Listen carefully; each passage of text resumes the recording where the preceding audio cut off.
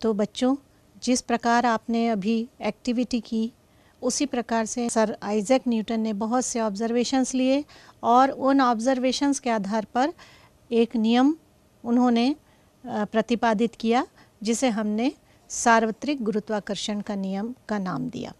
और उन्होंने बताया कि ये जो गुरुत्वाकर्षण अर्थात दो पिंडों के बीच आकर्षण होता है, जैसा अभी हमने देखा कि ये दो बॉल के बीच में हमने देखा आकर्षण बल लग रहा है, तो ये आकर्षण बल केवल किसी द्रव्यमान तक सीमित ना रह के प्रत्येक ब्रह्मांड में हर पिंड दूसरे पिंड को आकर्षित करता है।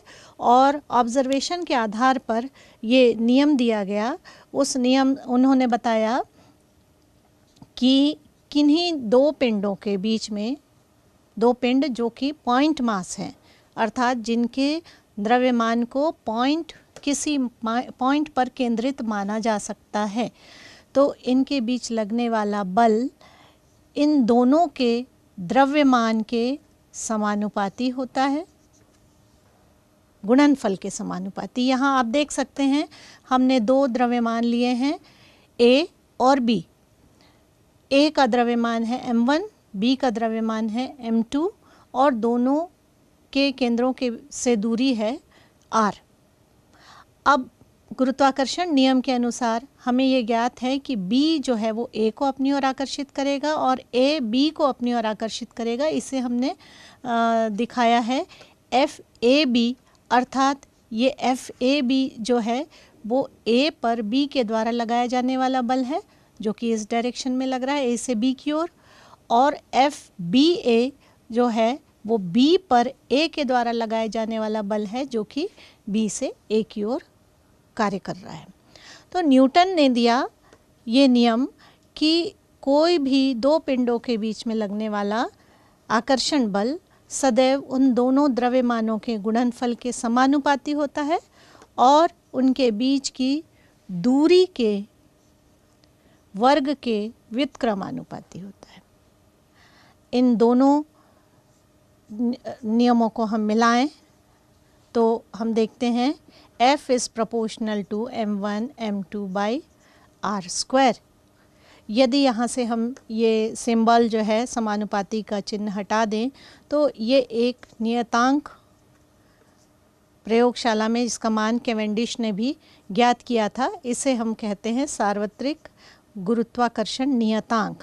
तो अब हमारे पास सूत्र है F equal to G m1 m2 by r square. इस तरह से ये सार्वत्रिक गुरुत्वाकर्षण का नियम है जो ब्रह्मांड में किन्हीं भी दो पिंडों के बीच में कार्य करता है। अब इसी नियम को हम वेक्टर फॉर्म में भी देख सकते हैं। अभी ये जो हमने देखा इसमें हमने कहीं भी सदिश चिन्ह नहीं लगाया है, और जैसे हम सभी जानते हैं कि F जो है, बल जो है वो एक सदिश राशि है। तो यदि इस सदिश रूप में हम इस समीकरण को, इस नियम को व्यक्त करें तो आप देख सकते हैं कि पहले हमने लिया, मान लीजिए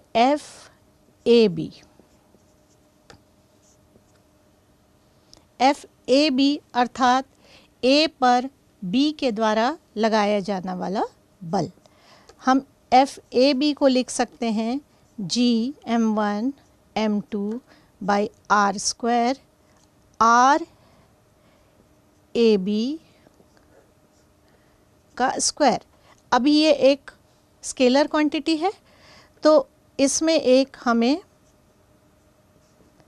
इसको वेक्टर बनाने के लिए हमें एक यूनिट वेक्टर लगाना पड़ेगा और वो है RAB अर्थात A से B की डायरेक्शन में लगने वाला यूनिट वेक्टर। इसे हम और अधिक विस्तृत रूप में लिख सकते हैं G m1 m2।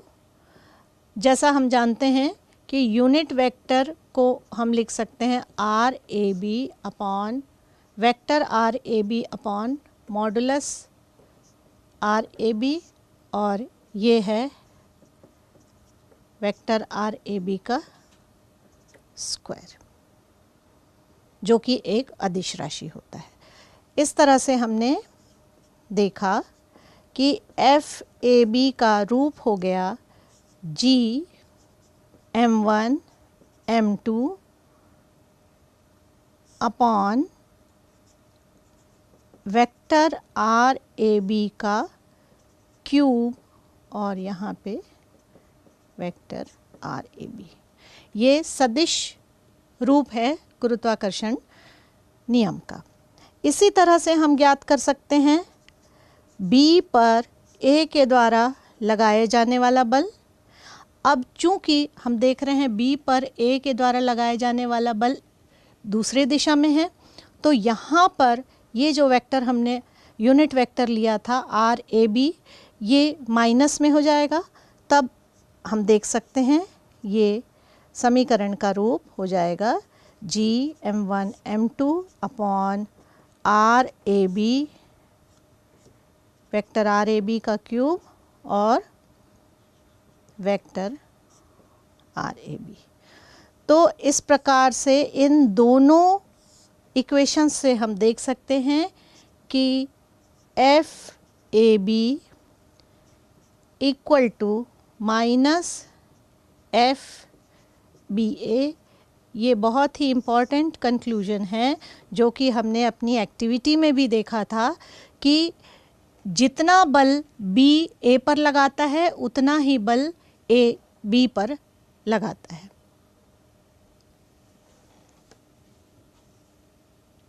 तो अभी हमने देखा F equal to scalar form में ही हम देख सकते हैं G M1 M2 by R square, जहाँ पे G की वैल्यू कैवेंडिश, सबसे पहले हेनरी कैवेंडिश ने टॉर्शन पेंडुलम के द्वारा ज्ञात की, और ये G जो है नियतांक है, इसकी वैल्यू होती है 6.67 इंटू 10⁻⁻11 न्यूटन मीटर स्क्वायर पर किलोग्राम स्क्वायर। हेनरी कैवेंडिश ने इस G की वैल्यू प्रयोगशाला में टॉर्शन पेंडुलम की सहायता से ज्ञात की, और इसका मान उन्होंने जो ज्ञात किया है वो है 6.67 इंटू 10⁻⁻11 न्यूटन मीटर स्क्वायर पर किलोग्राम स्क्वायर। अब ये जो G है, सार्वत्रिक गुरुत्वाकर्षण नियतांक जिसको कहा जाता है, सार्वत्रिक गुरुत्वीय नियतांक या सार्वत्रिक गुरुत्वाकर्षण नियतांक।